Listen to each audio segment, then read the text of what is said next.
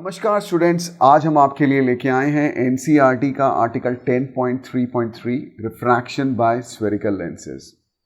तो एक लेंस होता क्या है, आइए देखें। एनसीईआरटी में जो लेंस की डेफिनेशन है उसके हिसाब से a transparent material bound by two surfaces of which one और both surfaces are spherical forms a lens. This means that a lens is bound by at least one spherical surface. In such lenses, the other surface could be planed. इसका मतलब क्या हुआ, आइए देखते हैं। इस definition के हिसाब से आप देख सकते हैं वो कह रहे हैं कि एटलीस्ट एक सरफेस कर्व्ड होना चाहिए। अब जो पहला लेंस है, अब इसमें जो स्क्रीन के लेफ्ट में सरफेस है वो कर्व्ड है, जबकि स्क्रीन के राइट में जो सरफेस है आप उसे देख सकते हैं वो प्लेन है। तो एटलीस्ट वन कर्व्ड सरफेस, इसमें एक सरफेस कर्व्ड है, बाकी दोनों में दोनों सरफेसेस कर्व्ड हैं। अब इसका नाम क्या होगा? जिसकी भी बीच में मोटाई ज़्यादा है और एजेस पतली हैं, इस तरह के लेंस को हम कन्वेक्स लेंस बोलते हैं। ओके, तो अब कन्वेक्स में ये किस तरह का है? एक साइड प्लेन है तो ये कहलाएगा प्लेनो कन्वेक्स। अब इस लेंस में दोनों के दोनों बाहर को बल्ज कर रहे हैं, सो इसको दो को हम बाय कहते हैं। So this is called a biconvex lens, या फिर हम सिंपली इसको कन्वेक्स लेंस कहते हैं। अब इस लेंस को क्या कहते हैं? इसमें एक बाहर को बल्ज कर रहा है और एक अंदर को केव कर रहा है। ओके, तो अब हम इसके अगर सेंटर को फील करेंगे तो इसका जो सेंटर है वो मोटा है as compared to the edges, edges पतले हैं। तो अगर सेंटर मोटा हो तो हम उसे हमेशा कन्वेक्स कहते हैं। So now this is a convex. पर किस तरह का कन्वेक्स? एक साइड अंदर को केव कर रहा है तो ये कनकेवो कन्वेक्स लेंस है, राइट।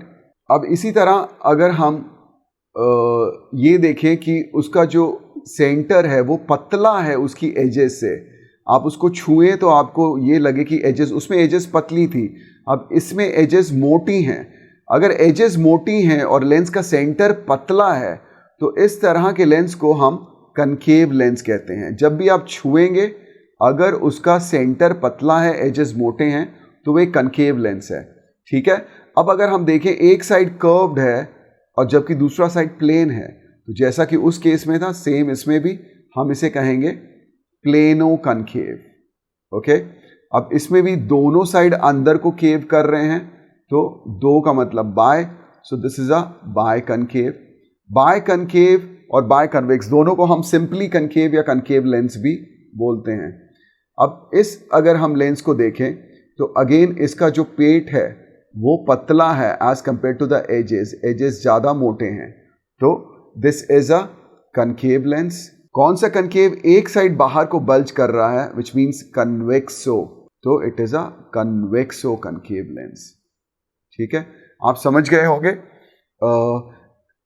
इस तरह का सीबीएसई में वैसे खास कुछ पूछा नहीं जाता था, ये आपकी केवल जनरल नॉलेज के लिए था। हम डेफिनेशन को हमने पूरा बकायदा एक्सप्लेन कर दिया, क्योंकि डेफिनेशन कह रही थी एटलीस्ट वन स्फेरिकल सरफेस। तो बच्चों के मन में सवाल उठता है कि एक स्फेरिकल है तो बाकी कैसे हैं? तो बाकी या तो प्लेन हो सकते हैं, या वो भी सेम उसी तरीके से कर्व हो सकते हैं, या वो ऑपोजिट तरीके से कर्व हो सकते हैं। अब हमने ये समझ लिया है तो हम आगे चलें। हमने ये भी सीख लिया कि अगर उसके दोनों सर्फेसेस बाहर की तरफ बल्ज कर रहे हैं, अब ये एनसीईआरटी की लैंग्वेज है, ठीक है।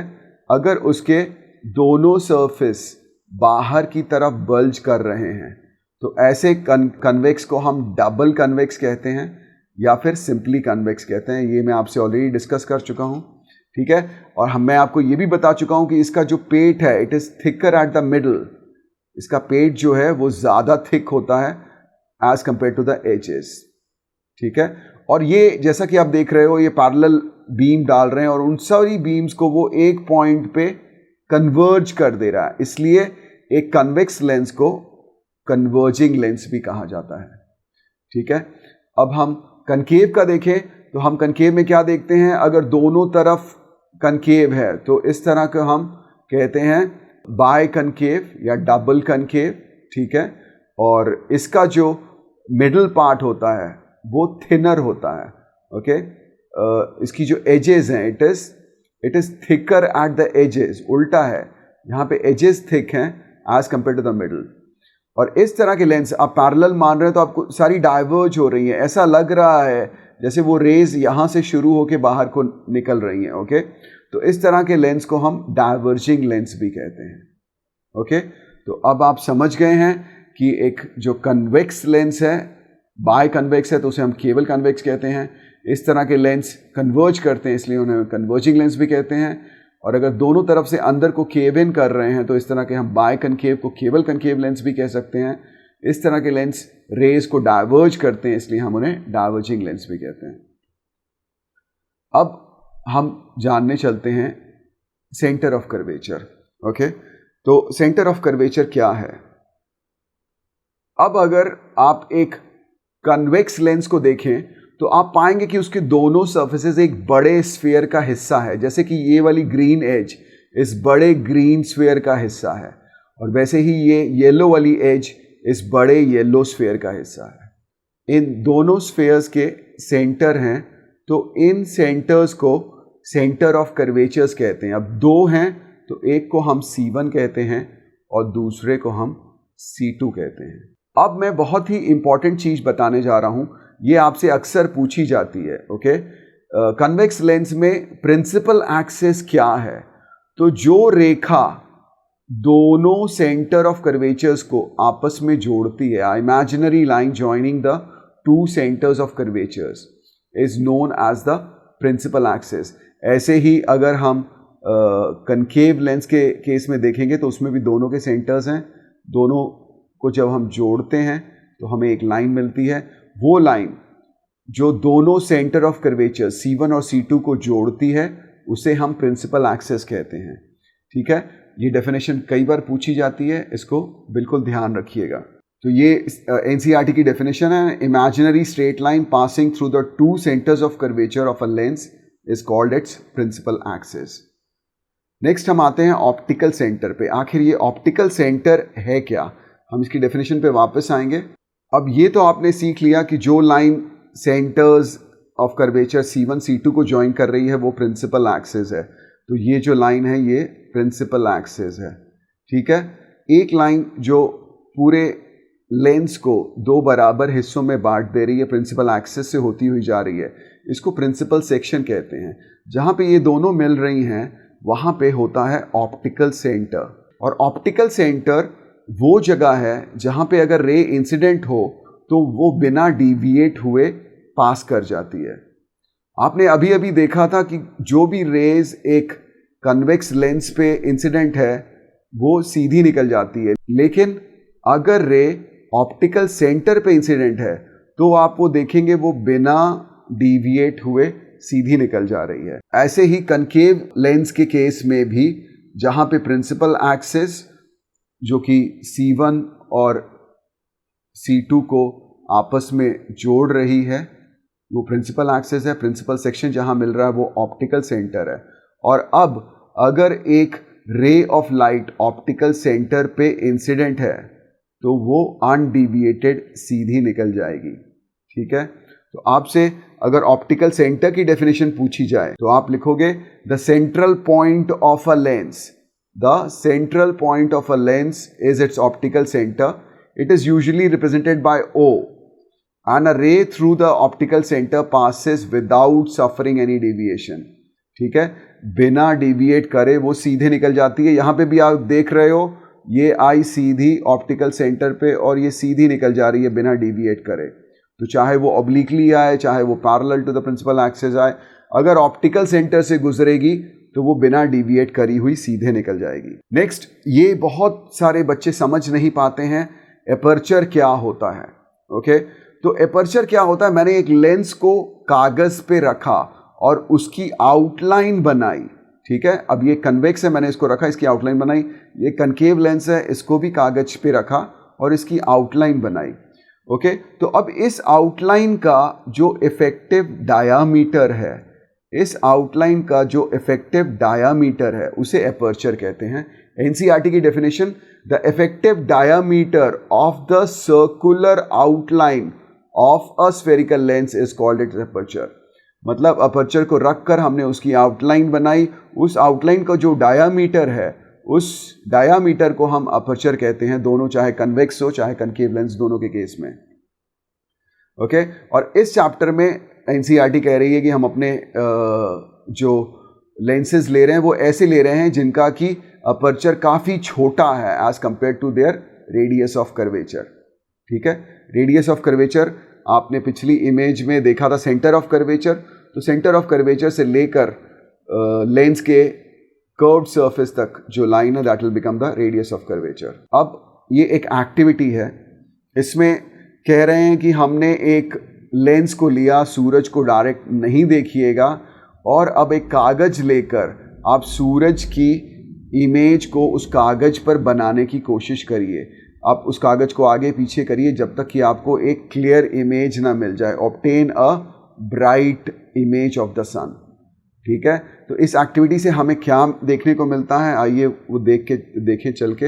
अब उस एक्टिविटी में हमने क्या किया कि हमने एक कन्वेक्स लेंस लिया और उसको सूरज की रोशनी को उस पर केंद्रित करने की कोशिश करी। तो सूरज इन्फिनिटी पे है, जो भी उससे रेज आएंगी वो बिल्कुल पैरेलल आएंगी। ठीक है, तो हम ये 5 रेज अपने केस में लेके आते हैं और ये सब की सब अब लेंस के ऊपर केंद्रित हैं। तो हमने क्या देखा, हम एक स्क्रीन अगर लगाते हैं तो हमें उसके ऊपर सूरज की एक पॉइंट साइज इमेज मिलती है, यानी कि ये सारी की सारी रेज उस पॉइंट पे से होती हुई गुजर रही हैं। ठीक है, जो भी रेज हैं वो सब की सब उस पॉइंट से होती हुई गुजर रही हैं। ठीक है, तो ये जो भी पैरेलल रेज इंसिडेंट थी जो सूरज से आ रही थी, अब वो सब की सब हमने एक स्क्रीन यहाँ पे लगाई हुई है और उस स्क्रीन के ऊपर हमें एक पॉइंट साइज इमेज मिल रही है जो कि सूरज की इमेज है। ओके, तो इस पॉइंट को हम क्या कहते हैं, इस पॉइंट को हम इस लेंस का फोकस कहते हैं।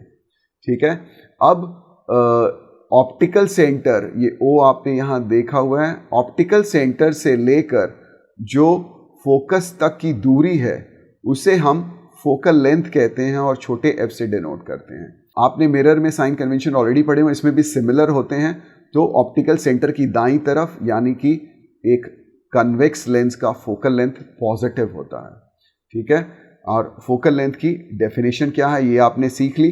तो हमने क्या सीखा इस एक्टिविटी से, हमने इस एक्टिविटी से सीखा कि several rays of light parallel to the principal axis falling on a convex lens after refraction, these are converging on a point on the principal axis. This point on the principal axis is called the principal focus of the convex lens.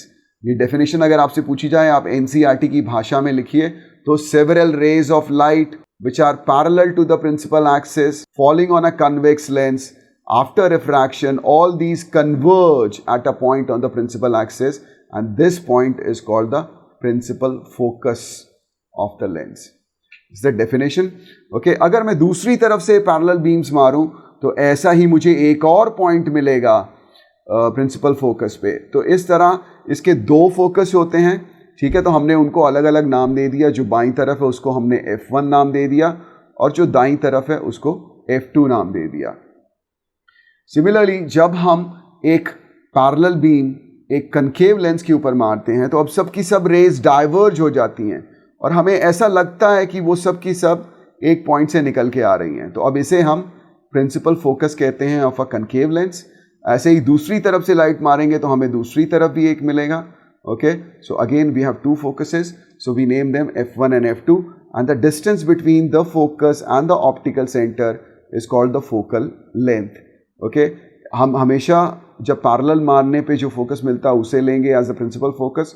तो in case of a concave lens आप देख सकते हो उसकी focal length का sign हमेशा आप negative रखोगे। तो आपने देखा कि एक फोकस की डेफिनेशन भी देख ली और ये भी देख लिया कि साइन क्या होगा। एक कन्वेक्स लेंस का जो फोकल लेंथ है उसमें पॉजिटिव साइन लगेगा और एक कनकेव लेंस की जो फोकल लेंथ है उसमें नेगेटिव साइन लगेगा। तो आपने सारे टर्म्स सीख लिए कनेक्टेड टू लेंस। अगले वीडियो में अब हम डिस्कस करेंगे image formation for various positions via convex lens. Please keep on watching the channel, please recommend it to your friends, subscribe.